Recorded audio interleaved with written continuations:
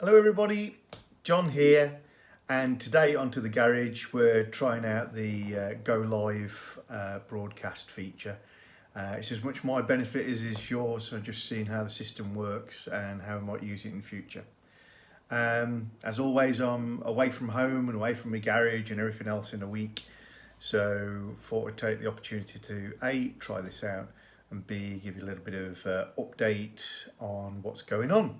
So, most of you who've subscribed and follow the channel will by now know that PJ, the XK8, has gone off to be restored and will be on the road again, but not in my hands.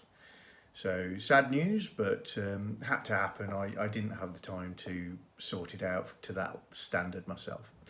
We've got the new XK8, which is a 96 Mark 1. A very early car indeed, which has a few quirks and features because it's very early. And that one is in an equally stunning, in my opinion, colour, which is aquamarine mica, and is also a sports edition, which is not a performance thing. It's purely a trim level. But sports wasn't a particularly popular trim level when the cars were launched. The interiors were seen as too garish, not Jaguar enough, not classic enough, not I don't know, gentleman's club enough. Now they look quite on vogue, on fashion. It's more in line with what you'd expect to see from an expensive sports car, but at the time, no, if it's not got burble, if it's not got pale leather everywhere and pale carpets, it wasn't the most popular of options. So I've had a lot of questions saying basically where the new videos, where's the XK8, the new XK8, why aren't we seeing it, etc, etc. So I thought I'd just do a quick explanation that as a rule, I'll, while I'm at home, do some videos. This is a hobby, essentially. I'll do some videos of things I'm doing, things I'm thinking about, and I get all the footage together on my laptop. And that means that when I am away from home, which is an awful lot of the time, I've got something that I can do in terms of editing the videos up, typing the descriptions. Gives me something to do that's interesting, and I can carry on running to the garage. Because we're slowing things down, and I was getting a lot of conversations going on around PJ, I had to back off on all that for a little while. Plus work had been very busy, and so basically I consumed all the videos I had in the sausage machine. And although I've got some others still to edit up, they are mainly related to the badge saga and the furnace and that sort of thing. I've got odd bits of footage that are related with the cars, but nothing big. So the sausage machine is empty. Don't panic, there's lots of stuff planned from that point of view, and I'll be getting on with that as soon as I possibly can. We're going to have a video that's going to look at the differences because the new car is so early, first 1,500 cars off the line. We're going to look at the sport trim and why that's different and how that's different. We'll look at the snagging list I'm already building up. The new car is not concourse, it's in very good condition. It's been loved, it's been restored lightly. But it still has a few little issues and snags, and I'm going to run through all those for you, and that will give us a menu of things to look at over coming months. I'll also do a driving review of the car, because although essentially they're identical, it's the same engine,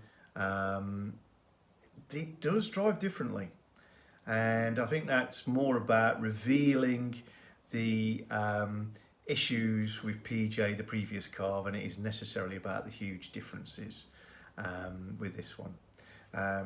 Thanks for those of you who have joined us on channel. I've just seen a message come up. The new XK8 is aquamarine mica. You might argue that's blue, you might argue it's green. It depends on the sun and the time of day and the weather and all sorts of things, because it's quite a strong pearlescent. The top coat has a mother of pearl element to it, and it sort of flip-flops between a blue and a green colour. Very interesting. Wasn't actually that popular. It was only available on the XK8 for 2 years. Whether that was because it was a high cost option, or because, as I suspect, most Jaguar buyers go very conservative with the spec. If you could afford an Aston Martin or a Rolls Royce, then you spend a lot of money and you buy exactly what you want, and you don't care about what it's going to resell for. If you buy a Mondeo, then maybe you're going to worry a lot more about how it's going to resell. If you're in that middle ground, which is Jaguar, these are very expensive cars, but you know, most people can aspire to them. There are some garish options, and depends on whether you can afford to take the risk of it being a good resale item. Many of them are very, very conservative, and aquamarine is not a conservative colour.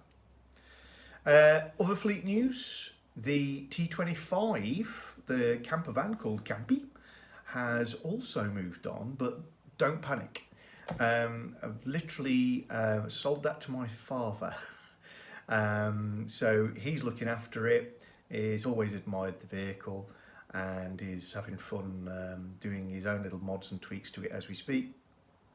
And we're looking, well, we're not looking, we've got a VW T4 camper, which is currently beside the garage, getting a little bit of love attention when I get back to home, and you're going to see some stuff on that. It's quite an unusual camper conversion, as you'd expect, and that's a 2.4 straight 5 diesel, so 96.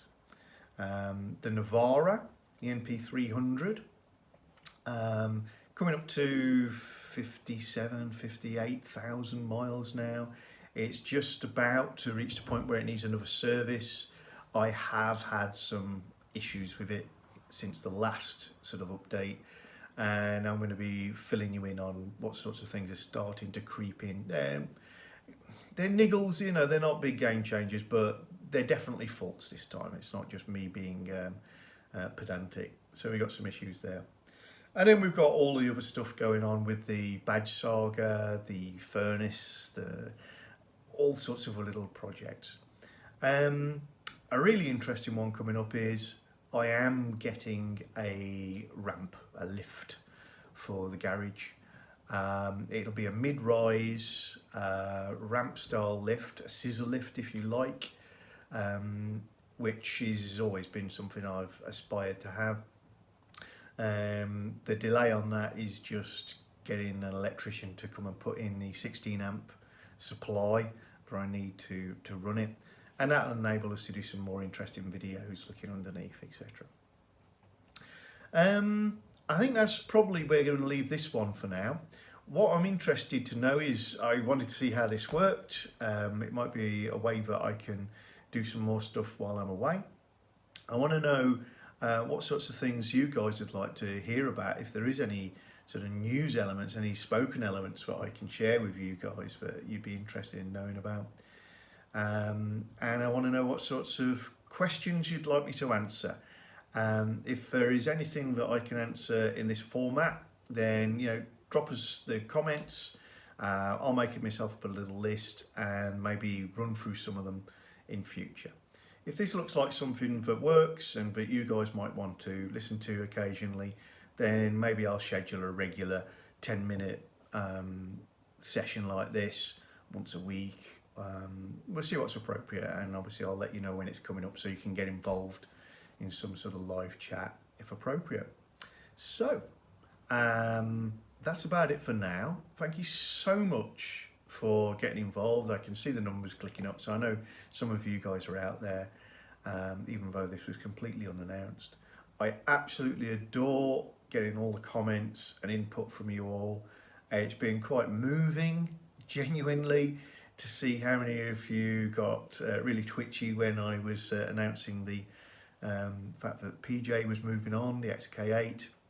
I love you all for it. Obviously, I was playing a very tiny trick on you, in that I obviously knew the other car was coming. But yeah, it did sting, it did hurt. There's nothing fake about that. That is a car that I fully intended to live with the rest of my days.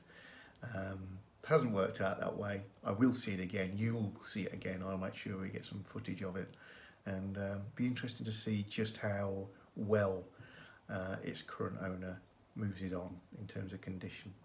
Right, I'm off now to nip off to the bar in the hotel that I'm in, get myself a nice warm bottle of Doom Bar and a club sandwich or something to tide me over till morning, do some more work, and hopefully I'll be getting home reasonable this weekend and start to put together the footage that we need to make some more programs.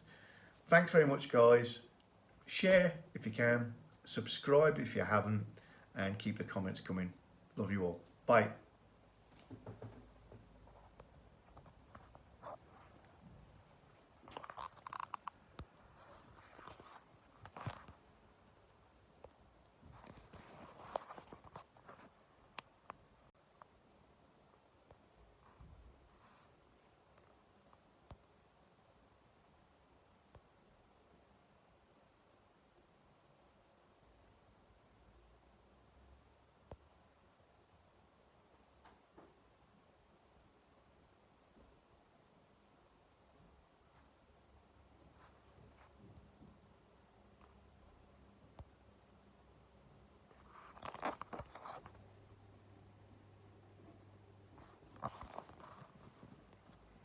Still there?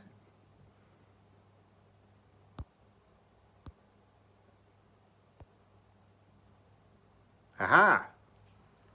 This time we're going. Bye.